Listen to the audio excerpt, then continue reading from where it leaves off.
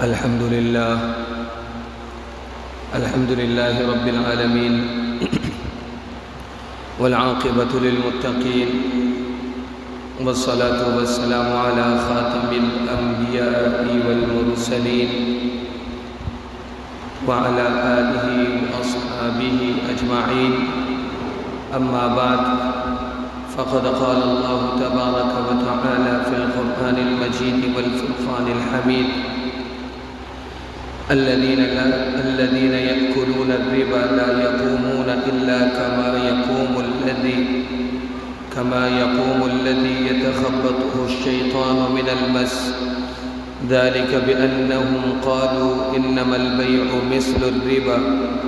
وأحل الله البيع وحرم الربا، فمن جاءه موعظة من ربه فانتهى فله ما سلف وأمره إلى الله، ومن عاد فأولئك أصحاب النار هم فيها خالدون. يمحق الله الربا ويربي الصدقات والله لا يحب كل كفار أثيم. إن الذين آمنوا وعملوا الصالحات وأقاموا الصلاة وآتوا الزكاة لهم أجرهم عند ربهم ولا خوف عليهم ولا هم يحزنون. يا أيها الذين آمنوا اتقوا الله وذروا ما بقي من الربا إن كنتم مؤمنين، فإن لم تفعلوا فأذنوا بحرب من الله ورسوله، وإن تبتم فلكم رؤوس أموالكم لا تظلمون ولا تظلمون.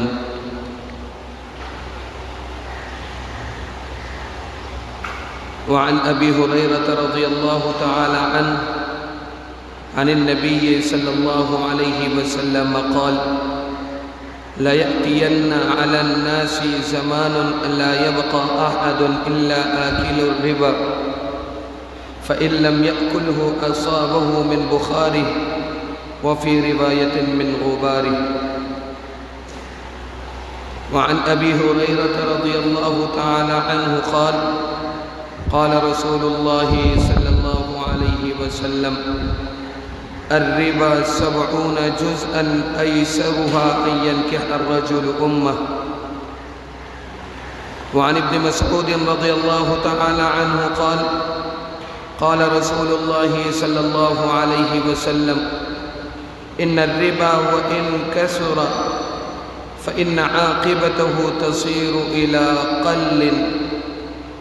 أو كما قال عليه الصلاة والسلام. صدق الله العظيم وصدق رسوله النبي الكريم، ونحن على ذلك لمن الشاهدين والشاكرين، والحمد لله رب العالمين. اللهم صل على محمد وعلى آل محمد كما صليت على إبراهيم وعلى آل إبراهيم إنك حميد مجيد. اللهم بارك على محمد وعلى آل محمد كما باركت على إبراهيم وعلى آل إبراهيم إنك حميد مجيد.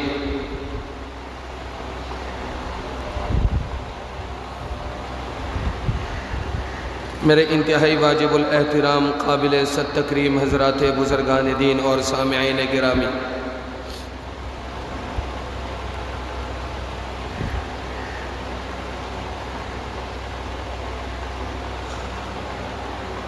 آج جس عنوان یا موضوع پر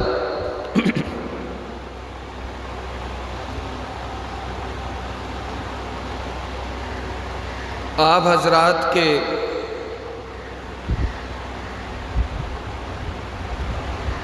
سامنے حاضر خدمت ہوا ہوں،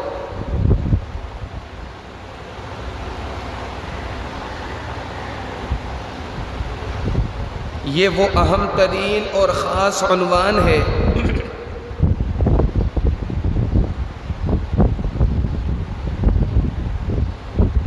کہ جس پر تمام تر ترقیات مبنی ہیں۔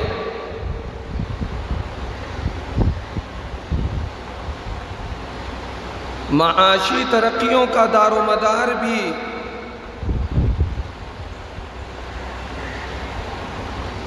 اسی پر مبنی ہے۔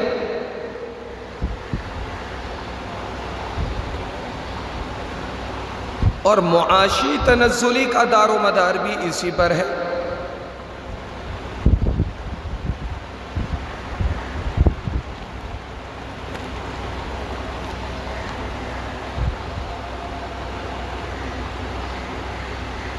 یہ وہ اہم ترین عنوان ہے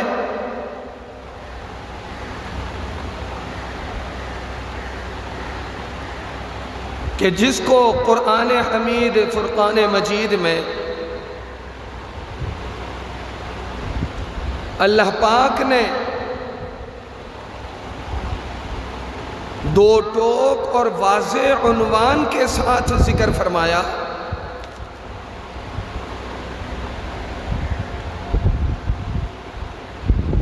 اور یہ کہہ دیا کہ احل اللہ البیع وحرم الربا،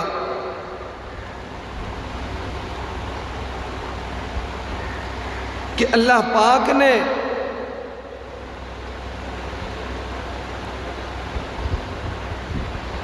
نظام معیشت کو مستحکم اور مضبوط بنانے کے لیے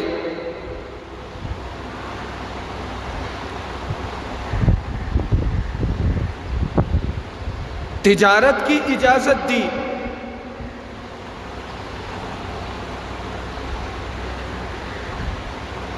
لین دین کے معاملات کو، تجارت کو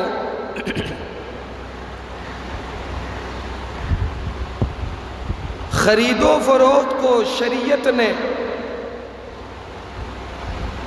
نہ صرف جائز قرار دیا بلکہ مستحسن بھی فرمایا۔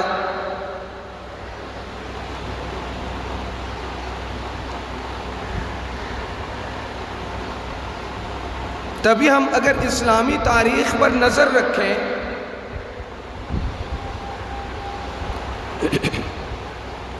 تو یہ بات واضح طور پر نظر آتی ہے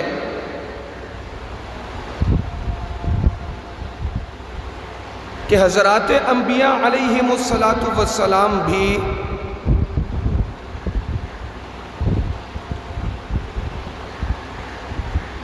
تجارت لین دین کے معاملات سے وابستہ رہے۔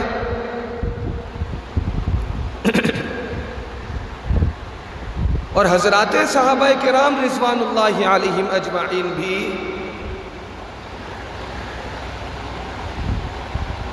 تجارت فرمایا کرتے، مختلف خطوں میں اسفار کیا کرتے۔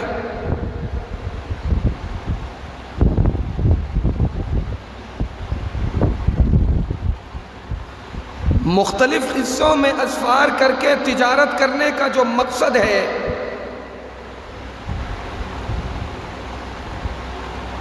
وہ بنیادی مقصد یہ ہے کہ انسان محنت کے ساتھ مشقت کے ساتھ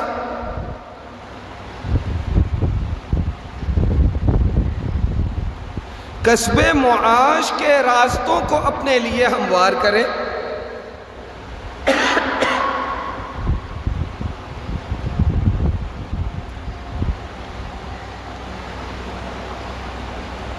تجارت کا مفہوم ہی یہی ہے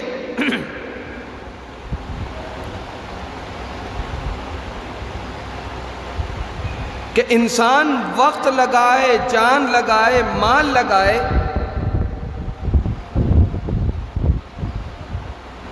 خوب محنت کرے اور محنت کے نتیجے میں اسے معاش حاصل ہو،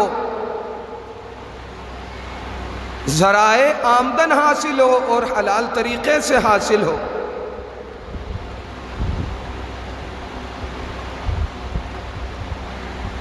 تو بیوعات یا تجارت یا خرید و فروخت کا جو اسلامی تصور ہے وہ اسلامی تصور یہی ہے کہ انسان خون پسینہ لگا کر محنت مزدوری کرے، وقت لگائے، اپنے آپ کو کھپائے، جس کے نتیجے میں اسے جو مال حاصل ہو وہ مال اس کے لیے حلال بھی ہے، طیب بھی ہے۔ وہ مال اس کے لیے پاک بھی ہے، صاف ستھرا بھی ہے،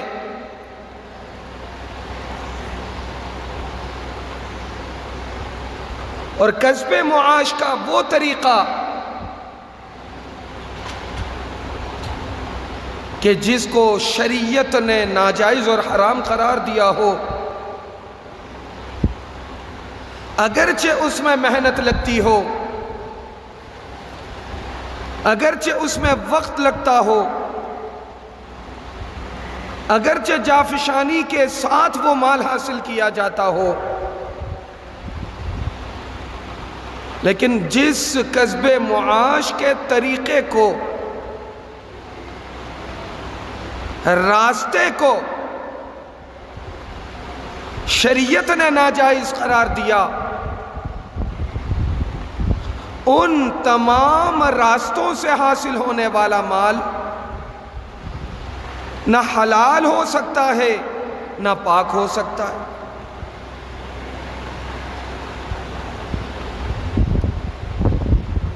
اس کے علاوہ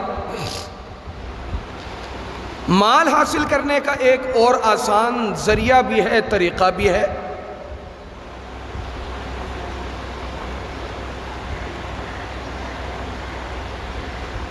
ایک آسان طریقہ بھی ہے، وہ طریقہ یہ ہے کہ لین دین کے معاملات میں اضافی وصول کیا جائے،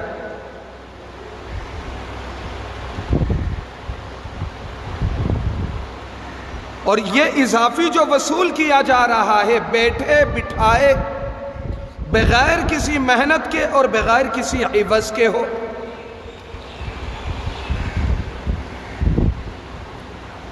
معاشرے میں ایک طریقہ یہ بھی رائج ہے کہ جسے شریعت نے ربا اور سود سے تعبیر کیا۔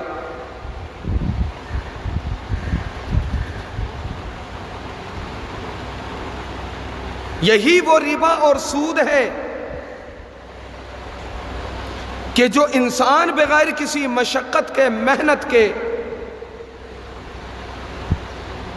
بغیر کسی مالی عوض کے یوں ہی فائدے کے طور پر حاصل کرتا۔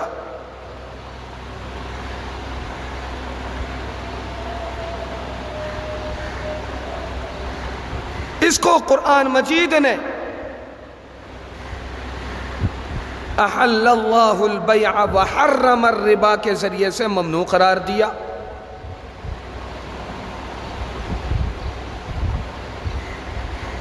اور دوسرے مقام پر اللہ تعالیٰ واضح طور پر فرما رہے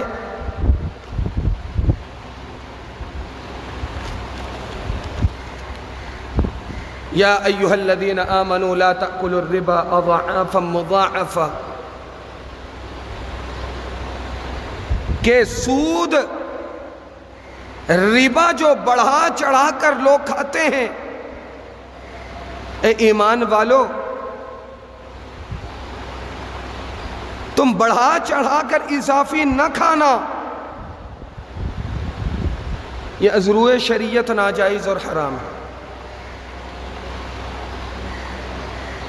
یہ ازروع شریعت ناجائز اور حرام ہے۔ لین دین کے معاملات میں، تجارت میں اس اہم ترین نکتے کی طرف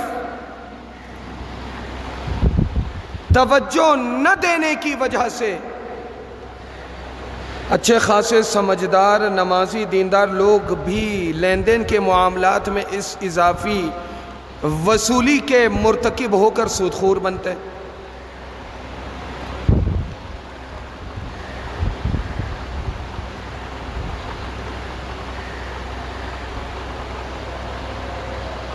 معاشرے میں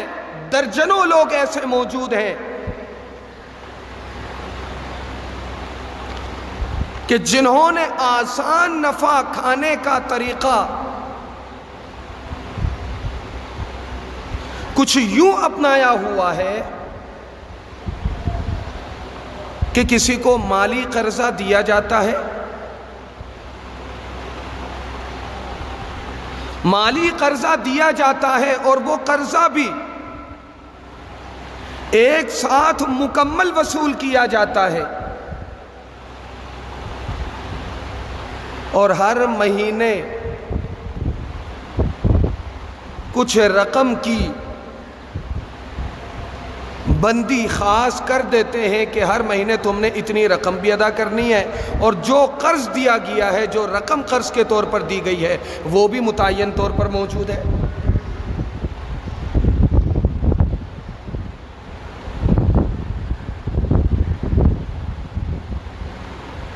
تو میرے عزیزو، میرے بزرگوں، یہ وہ حرام معاش کو حاصل کرنے کا طریقہ ہے کہ جسے اللہ اور اس کے پیارے حبیب نے ناجائز قرار دیا، حرام قرار دیا۔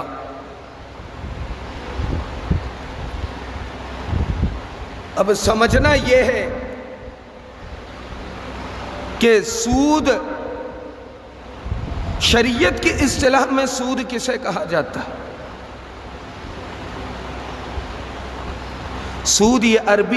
اردو کا لفظ ہے، اور عربی میں سود کا جو معنی بنتا ہے وہ ربا ہے۔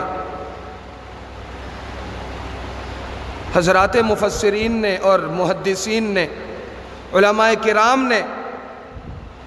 سود اور ربا کے درمیان ایک فرق لکھا۔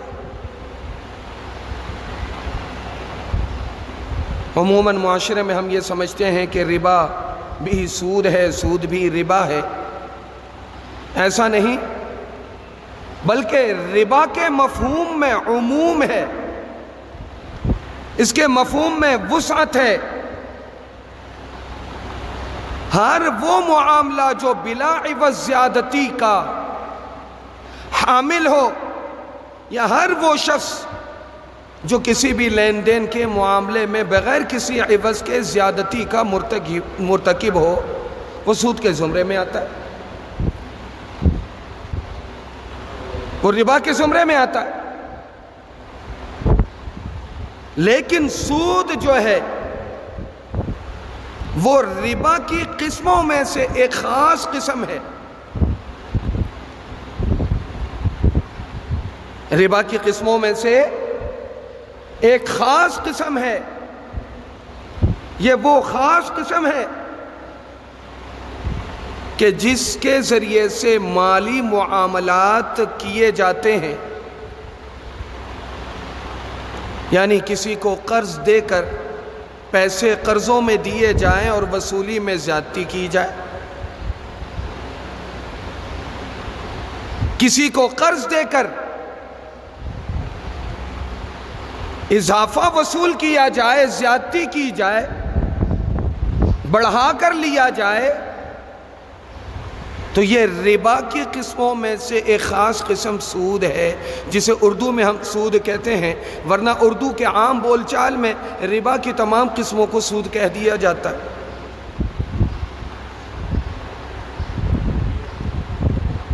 تو اس سے پتہ چلا، معلوم ہوا کہ ربا کی جو لغوی تعریف ہے سود کی، جس کو اردو میں سود کہتے ہیں، اس کا معنی ہے زیادتی کے، اضافے کے، بڑھوتری کے۔ کسی کو قرض دے کر زیادہ وصول کرنا، کسی کو قرض دے کر بڑھا کے وصول کرنا، کسی کو قرض دے کر زیادہ وصول کرنا، زیادتی کے ساتھ وصول کرنا، یہ سود ہے۔ اور میرے عزیزو، میرے دوستو، میرے بزرگو، اللہ پاک قرآن مجید میں سورہ بقرہ میں واضح طور پر فرماتے ہیں، سورہ بقرہ کی آیت نمبر 275 میں، الذین یأکلون الربا لا یقومون الا کما یقوم الذی یتخبطہ الشیطان من المس ذلک بأنہم قالوا انما البیع مثل الربا وأحل اللہ البیع وحرم الربا۔ کہ سود کھانے والوں کے حوالے سے جو وعید قرآن مجید میں اللہ پاک نے ذکر کیا، وہ یہ ہے کہ الذین یأکلون الربا لا يقومون الا كما يقوم الذي يتخبطه الشيطان من المس،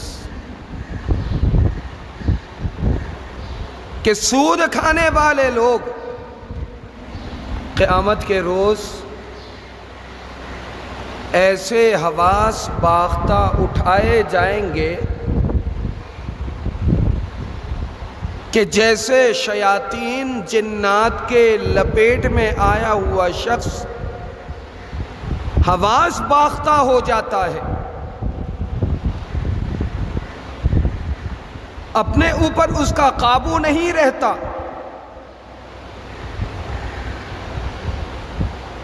ہوش و حواس کے ساتھ ہوتا تو ہے لیکن حواس باختہ ہونے کی وجہ سے فضولیات ہذیان قسم کی باتیں کرتا۔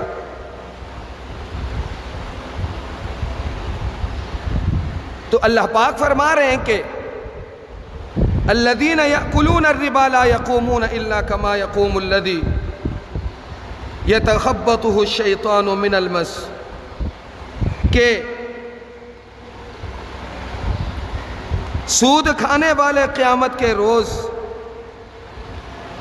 حواس باختہ اس طرح اٹھائے جائیں گے کہ انہیں اپنی حالت کا ہوش نہیں ہوگا۔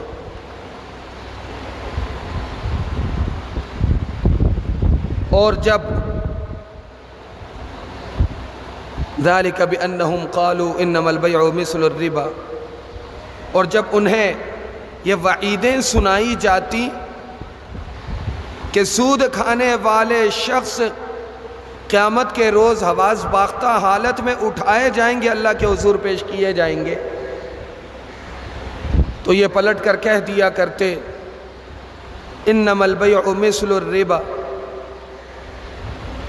جو تجارتی معاملات ہیں وہ بھی تو سود کی طرح،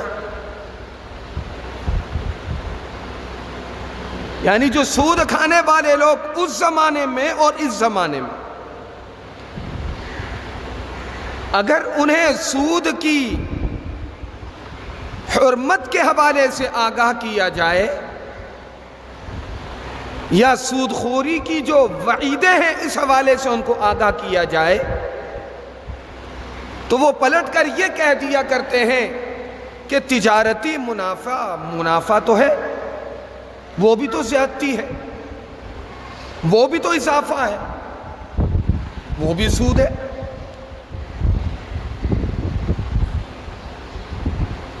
تو سود کے حکم کے نازل ہونے کے بعد کفار اور منافقین یہ کہہ دیا کرتے تھے کہ انما البیع مثل الربا، کہ وہ یہ سمجھتے تھے کہ بیوعات بھی سودی لین دین کی طرح ہے، یعنی تجارت بھی، لین دین کے خرید و فروخت کے معاملات بھی سودی معاملات کی طرح ہے۔ جس طرح خرید و فروخت کرنے والا شخص منافع کماتا ہے، اسی طرح سودی لین دین میں، کاروبار میں بھی منافع ہوتا ہے۔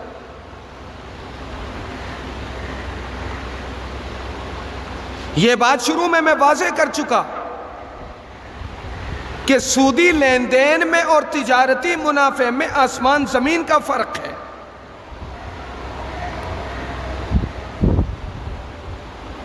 سودی لین دین میں جو زیادتی وصول کی جاتی ہے وہ بغیر کسی عوض کے وصول کی جاتی ہے، اور تجارتی منافع جو حاصل کیے جاتے ہیں وہ کسی نہ کسی سامان تجارت کے بدلے میں وصول کیا جاتا ہے۔ سامان تجارت بیچنے والوں کی ملکیت ہوتی ہے، بیچنے والا سامان تجارت کا مالک ہوتا ہے۔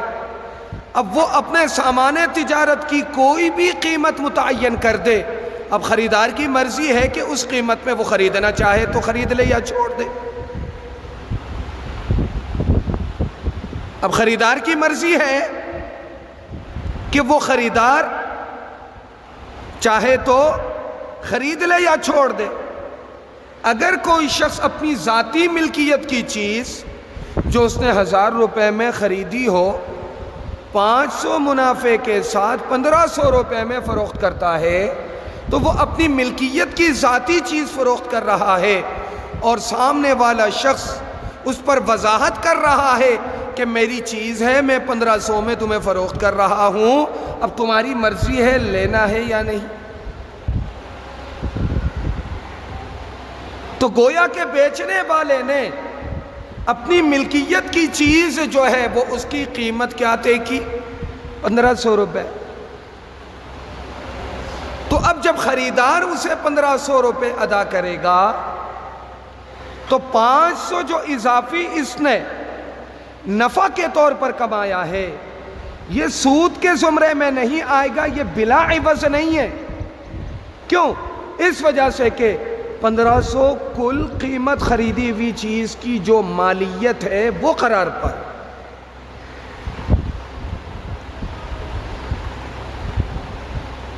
جبکہ سود میں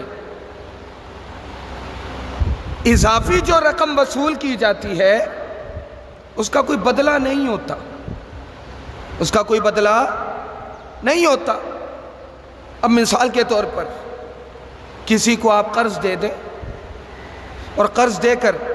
فقہاء کرام نے لکھا ہے کہ کل قرض جر نفعا فہو ربا، کہ ہر وہ قرض کہ جس میں دینے والے کو اس قرض کی مقدار سے زیادہ نفع مل جائے تو وہ سود ہے۔ آپ نے کسی سے قرض لیا، قرض دینے والے نے آپ کو کہہ دیا کہ تمہارا جو مکان ہے خالی مکان، میں اس شرط پر تمہیں قرض دیتا ہوں کہ میں چند مہینے وہاں رکوں گا، وہاں رہائش رکھوں گا، اور قرض کی رقم بھی وقت مقررہ پر مکمل وصول کروں گا۔ تو قرض کی رقم جو آپ نے دی مثال کے طور پر 10,000، وصولی بھی 10,000 کی، اور قرض لینے والے کے مکان میں دینے والے نے جو 2 سے 3 مہینے کی رہائش اختیار کی، اس رہائش کی کوئی قیمت اس نے چکائی؟ کوئی کرایہ ادا کیا؟ کوئی قیمت ادا کی؟ کوئی قیمت آپس میں ان کے طے پایا؟ بالکل نہیں۔ جب آپس میں ان کے درمیان اس رہائشی مکان کا کرایہ نہیں طے ہوا اور یہ مشروط طریقے سے شرط کے ساتھ قرضہ دیا گیا کہ اس شرط پر قرضہ دیا جا رہا ہے کہ تم اپنے مکان میں مجھے چند مہینے رہنے دو گے، اپنی فلاں چیز مجھے چند مہینے استعمال کرنے دو گے، تو یہ قرض دینے کی وجہ سے اضافی نفع حاصل کیا جا رہا ہے۔ یہ قرض دینے کی وجہ سے قرض دینے والا اضافی نفع حاصل کر رہا ہے، اور یہی اضافی نفع ہے کہ جس کے بارے میں فقہاء کرام نے لکھا کہ کل قرض جر نفعا فہو ربا، کہ ہر وہ قرض کہ جس کے بدلے میں قرض دینے والا اصل رأس المال یعنی جو قرض کی رقم دی گئی ہے اس رقم پر مزید اضافہ وصول کرے، یہ سود کے زمرے میں آتا ہے، یہ ناجائز اور حرام ہے۔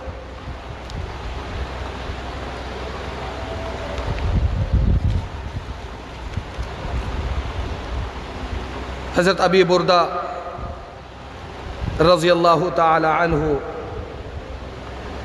مدینہ منورہ تشریف لائے، حضرت عبداللہ ابن سلام رضی اللہ تعالی عنہ سے ابو بردہ کی ملاقات ہوئی۔ اس وقت سود کی حرمت کے ابتدائی احکام نازل ہوئے تھے۔ حضرت ابو بردہ رضی اللہ تعالی عنہ مدینہ منورہ نئے تھے اور عبداللہ ابن سلام پہلے سے موجود تھے۔ تو حضرت ابو بردہ رضی اللہ تعالی عنہ نے عبداللہ ابن سلام رضی اللہ تعالی عنہ سے فرمایا کہ دیکھو مدینہ منورہ میں اس وقت جب سود کی ابتدائی حرمتیں نازل ہوئی تھی، اب ظاہر سی بات ہے کہ سود کا لین دین تو تھا، تو حضرت ابو بردہ نے فرمایا کہ اے عبداللہ ابن سلام، یہاں لین دین کے معاملات میں محتاط رہنا، یہاں لین دین کے معاملات میں محتاط رہنا۔ اگر تم کسی کو قرض دو، اگر تم کسی کو قرض دو تو وہ پلٹ کر تمہیں اس کے بدلے میں قرض کے ساتھ ساتھ اس رقم کے ساتھ ساتھ کوئی اضافی چیز ہدیہ کرے تو اسے نہ لینا۔ کیوں؟ اس وجہ سے کہ یہ طریقہ دور جاہلی سے چلتا چلا آ رہا ہے کہ جو قرض دیا کرتا ہے وہ قرض کی رقم متعینہ مدت میں مکمل وصول کرتا ہے اور درمیان کی مدت میں تھوڑا بہت وصول کرتا رہتا ہے۔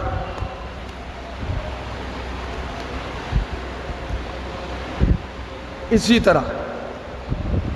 ایک اور مسئلہ یاد آیا کہ آپ نے کوئی جگہ کسی سے کرائے پہ لی ہوئی ہے، آپ نے کوئی جگہ کسی سے کرائے پہ لی ہوئی ہے،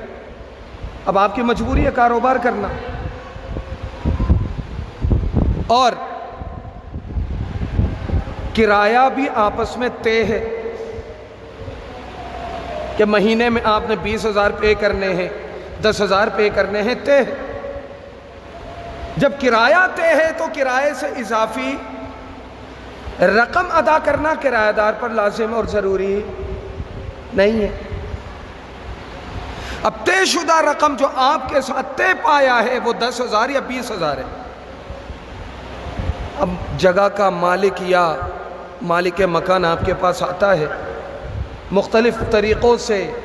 آپ سے پیسے بٹورتا ہے، کبھی 100 روپے، کبھی 1000 روپے، کبھی 50 روپے۔ یار ذرا دینا، پیسے چاہیے کچھ، ذرا دینا، پیسے چاہیے کچھ۔ اور آپ کی مجبوری ہے کہ آپ وہ جگہ بھی نہیں چھوڑ سکتے، تو ایسے میں جو مہینہ بھر وہ آپ کے پاس آ کر مختلف طریقوں سے، ہتھ کنڈوں سے جو اضافی رقم وصول کر رہا ہے کرائے کی رقم سے ہٹ کر، یہ سود کے زمرے میں آتا ہے، یہ سود کے زمرے میں آتا ہے۔ تو خلاصہ کیا نکلا؟ خلاصہ یہ کہ اگر کوئی شخص کسی کو قرض دے، قرض دے کر قرض کی جو متعینہ رقم ہے اس متعینہ رقم پر اگر اضافی سہولت اس سے حاصل کر لے تو یہ اضافی سہولت حاصل کرنا صراحتاً سود ہے، اور جناب نبی کریم صلی اللہ علیہ وسلم کے اصحاب نے بھی اسے سود قرار دیا۔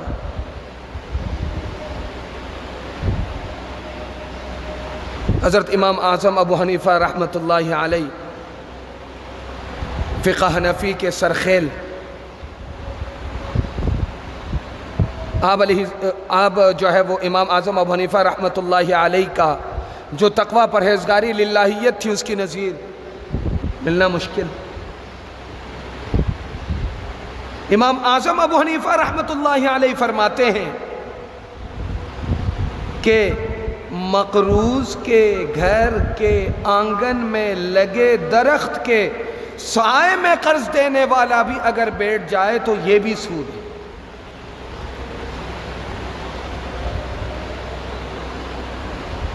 اگر کسی کو آپ نے قرض دیا اور پھر اس کے گھر کے درختوں کے سائے میں آپ کچھ دیر کے واسطے گرمی میں پناہ لے لیں، امام اعظم ابو حنیفہ رحمۃ اللہ علیہ فرماتے ہیں یہ بھی سود کے زمرے میں ہے، کیونکہ اتنے سارے درختوں میں سے تم نے اس مقروض کے گھر میں لگے درخت کا انتخاب اس قرضے کی وجہ سے کیا کہ یہ میرا مقروض ہے، اس کے گھر کے نیچے درخت کے نیچے بیٹھ جاؤں گا تو کوئی بات نہیں ہوگی۔ آپ کے دل میں خیال تو ہے کہ میرا اس کے ساتھ لین دین کا معاملہ ہے، میں نے اس کے ساتھ بڑی اچھائیاں اور نیکیاں کی ہیں، یہ مصیبت میں پھنسا ہوا تھا، میں نے اس کے ساتھ تعاون کیا، میں نے اس کے ساتھ مالی معاونت کی۔ اب جب میں نے اس کے ساتھ مالی معاونت کی ہے تو زندگی کے کسی بھی مرحلے میں اگر مجھے کوئی اضافی فائدہ چاہیے ہوگا تو وہ بلا جھجک جو ہے وہ مجھے فائدہ پہنچائے گا، اور اسے برا بھی نہیں لگے گا۔ تو آپ کا جو اضافی فائدہ حاصل کرنے کا جو تصور ہے، جو آپ کا کانسیپٹ بنا ہوا ہے، یہ اس بنیاد پر ہے کہ آپ نے اسے قرض دیا۔ اگر آپ اسے قرض نہ دیتے تو اس سے اضافی طور پر فائدہ حاصل کرنے کا تصور آپ کے دل اور دماغ میں نہ آتا۔ تو امام اعظم ابو حنیفہ رحمۃ اللہ علیہ اور حضرت ابو بردہ رضی اللہ تعالی عنہ نے حضرت عبداللہ ابن سلام کو جو منع فرمایا تھا، وہ اسی چیز سے منع فرمایا تھا کہ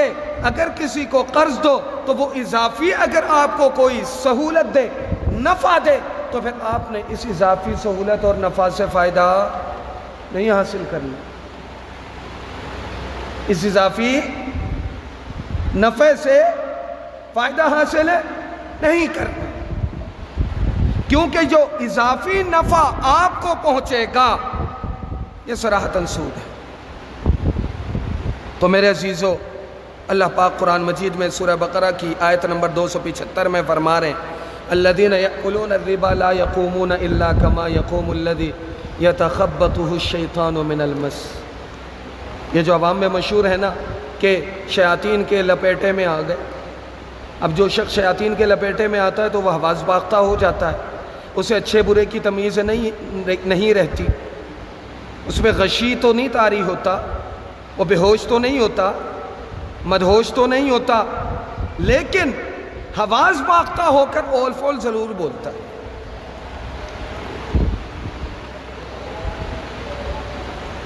الذین یأکلون الربا، جو سود خور ہیں، لا یقومون الا کما یقوم الذی یتخبطہ الشیطان من المس، اور جب ان کو سود خوری سے منع کیا جاتا تو وہ کہہ دیا کرتے کہ ذالک بانہم قالوا انما البیع مثل الربا، کہ تجارتی معاملات میں جو نفع آپ حاصل کر رہے ہیں یہ بھی تو ربا ہے، زیادتی ہے۔ تو یاد رکھیے گا، تجارت میں جو منافع حاصل کیا جاتا ہے یہ زیادتی ناجائز اور حرام نہیں ہے، نہ ہی اس کو زیادتی کہا جاتا ہے، یہ تو منافع ہے۔ اور یہ بات میں کہہ چکا ہوں کہ آپ اپنی ملکیت کی چیز میں اپنی مرضی سے قیمت طے کر کے اگر کسی کو فروخت کرتے ہیں اور خریدار آپ کے طے کردہ قیمت پر اگر اس چیز کو خریدتا ہے تو اس میں حرج کیا ہے؟ کیونکہ وہ اضافہ جو آپ نے وصول کیا ہے وہ بلا عوض نہیں ہے، کیونکہ 10,000 کی چیز جب آپ نے 15,000 میں فروخت کی اور خریدار 15,000 میں لینے کو تیار ہے تو گویا کہ وہ چیز اس کی مالیت آپ نے 15,000 قرار دی، تو گویا کہ اضافی جو 5,000 منافع کے طور پر آپ نے رکھا وہ بھی اس خریدی ہوئی چیز کی مالیت میں شامل۔ جب یہ اضافی مقدار اس کی مالیت میں شامل ہے تو یہ اضافہ بلا عوض ہے یا عوض کے ساتھ ہے؟ جو چیز خریدی ہے اس کے عوض میں ہے، تو شریعت نے احل اللہ البیع، بے کو جائز قرار دیا، وہ بے خواہ برابری کے ساتھ ہو، وہ بے خواہ منافع کے ساتھ ہو، وہ بے کم قیمت وصول کر کے ہو، یہ تمام صورتیں شریعت نے جائز قرار دی۔ احل اللہ البیع وحرم الربا، اور ربا کو حرام قرار دیا، ربا کو حرام قرار دیا، کیونکہ لوگ ابھی بھی کہہ دیا کرتے ہیں کہ کاروباری نفع بھی تو اضافہ ہے، تو ہم نے قرض دے کر اگر اضافہ وصول کر لیا تو یہ ناجائز اور حرام بھلا کیوں ہو گیا؟ تو یہ بات ذہن میں رکھنا ضروری ہے کہ کاروباری منافع میں اور عام سودی منافع میں آسمان زمین کا فرق ہے۔ عام سودی منافع جو ہوتا ہے، آپ 10,000 قرض دیتے ہیں اور 12,000 وصول کرتے ہیں، مجھے یہ بتائیے آپ نے قرض کی رقم جو دی ہے وہ 10,000 ہے، اضافی جو وصول کر رہے ہیں وہ 2,500 مزید اضافی وصول کر رہے ہیں، تو بتائیے کہ 2,500 کس کے بدلے میں ہے؟ 2,500 کس کے بدلے میں ہے؟ اس کا کوئی بدل نہیں۔ اور سود کی تعریف ہی یہی ہے کہ وہ اضافہ جو بلا عوض ہو، یہ شریعت کی اصطلاح میں سود کہلاتا ہے۔ فَمَنْ جَاءَهُ مَوْعِظَةٌ مِّن رَبِّهِ فَانْتَهَىٰ فَلَهُ مَا سَلَفَ، آگے اللہ رب العزت نے فرمایا کہ سود کی حرمت نازل ہونے کے بعد، سود کی حرمت کو نازل ہوئے 1450 سال ہو گئے، لیکن موجودہ زمانے کے اعتبار سے یوں کہنا چاہیے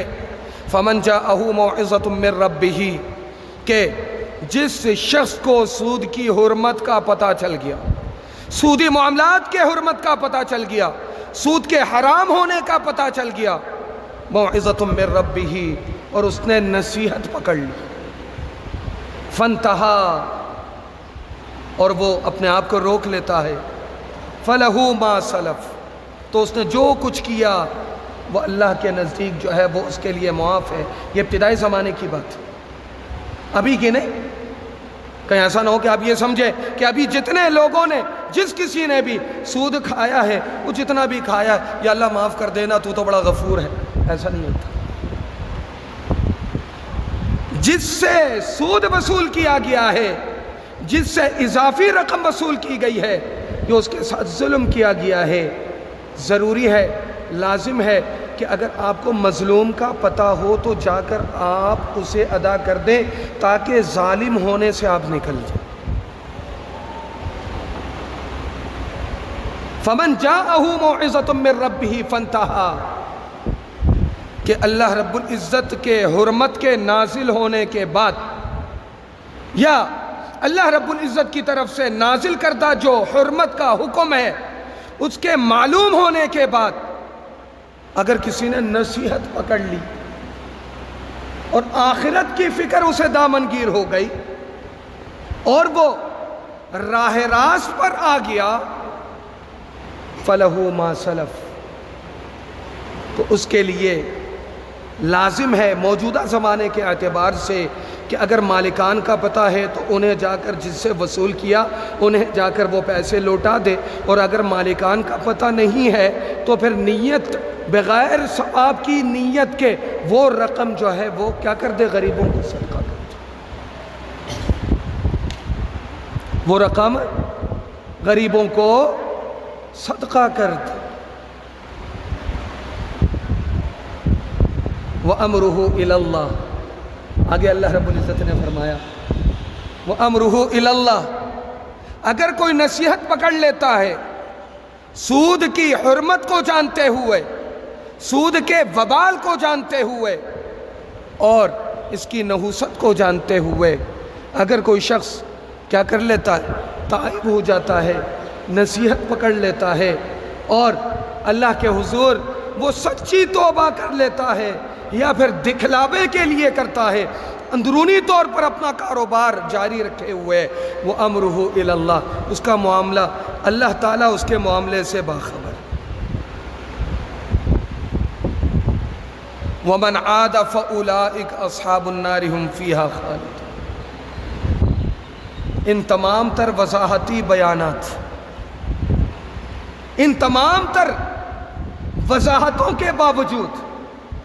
اگر کوئی شخص سود کو شیر مادر سمجھ کر کھاتا ہے، سود خوری میں عافیت سمجھتا ہے، سودی معاملات اور لین دین کو باعث ترقی سمجھتا ہے، اور سودی کاروبار کے بغیر، سودی لین دین کے بغیر اگر نظام معیشت کے نہ چلنے کا یقین رکھتا ہے تو یہ بات یاد رکھنا، وَمَنْ عَادَ فَأُولَئِكَ أَصْحَابُ النَّارِ هُمْ فِيهَا خَالِدُونَ۔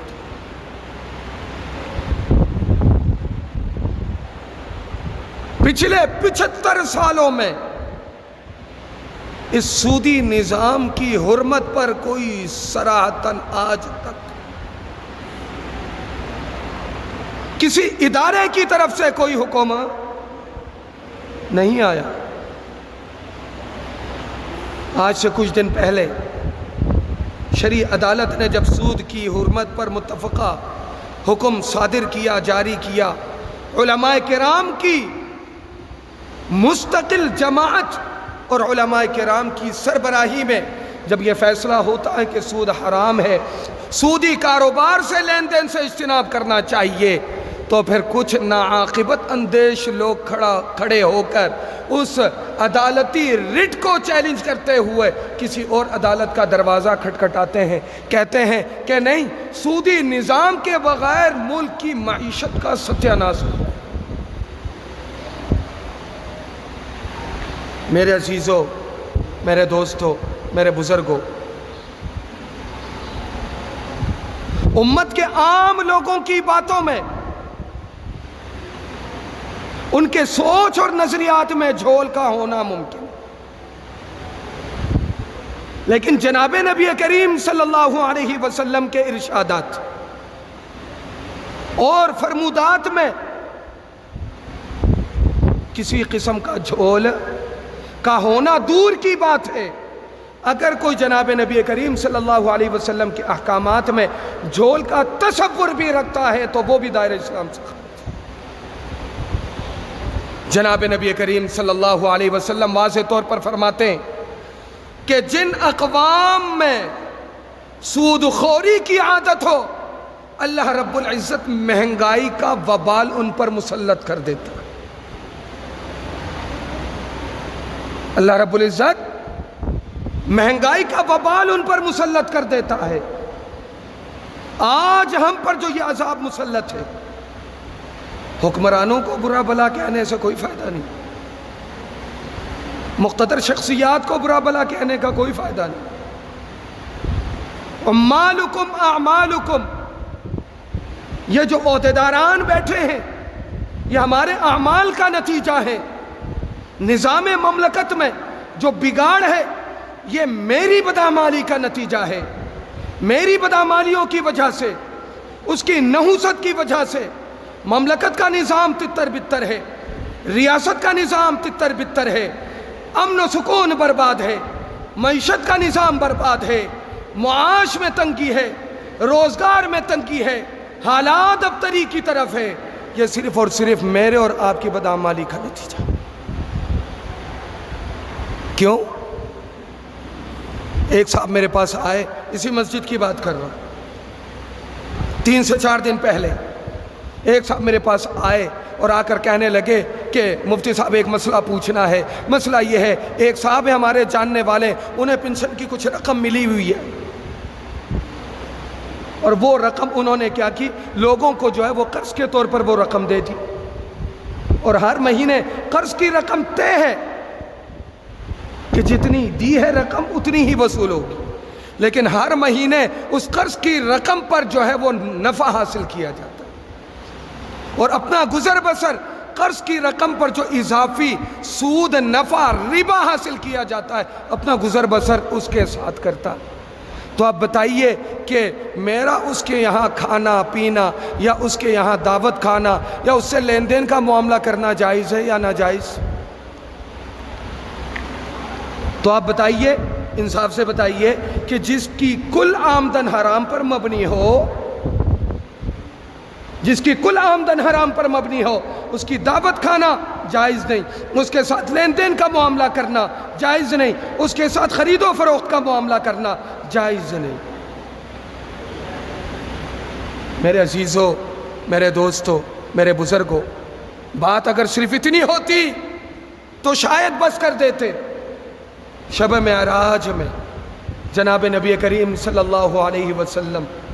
جنت کے مناظر بھی دکھلائے گئے، جہنم کے مناظر۔ جناب نبی کریم صلی اللہ علیہ وسلم فرماتے ہیں، حضرت ابو ہریرہ رضی اللہ تعالی عنہ کی روایت ہے کہ آپ علیہ السلام کا گزر کچھ ایسے لوگوں کے پاس سے ہوا کہ بطونہم کالبیوت فیہا الحیات تری من خارج، کہ ان کے پیٹ پھولے ہوئے ایسا جیسے کہ کوئی وسیع و عریض مکان ہو یا مکان کے کمرے ہوں بڑے بڑے، ان کے پیٹ پھولے ہوئے، بڑے بڑے کمرے، کمرہ نما پیٹ، اور ان کے پیٹ سے بڑے بڑے سانپ نکل رہے، سانپ ان کے پیٹ کے اندر رینگ رہے۔ اور باہر سے دیکھنے والا ترا فیہا من الخارج، کہ وہ سانپ باہر سے دیکھنے والا مشاہدہ کر سکتا ہے ایسا جیسے کہ کسی شیشے کے ڈبے میں سانپ کو بند کیا۔ آپ علیہ السلام نے پوچھا ما ہؤلاء القوم یا جبرائیل، اے جبرائیل یہ کون سے لوگ ہیں جن کے پیٹ میں اندر سانپ رینگ رہے، بڑے بڑے اژدہے رینگ رہے؟ میرے دوستو، حضرت جبرائیل امین نے جو جواب دیا وہ یہ کہ ہم آکل الربا، یہ وہ لوگ ہیں جو دنیا میں سود کھایا کرتے تھے شیر مادر سمجھ کے۔ اب آخر میں وقت چونکہ بہت مختصر ہے، آخری بات کہہ کے اپنی بات جو ہے وہ میں آپ سے اجازت چاہوں گا۔ اب سود کھانے کی حرمت اتنی زیادہ، سود کا وبال اتنا زیادہ، سود کی نحوستیں اتنی زیادہ، تو پھر سوال یہ پیدا ہوتا ہے پورے عالم کے نظام معیشت کا دار و مدار تو سود پر ہے۔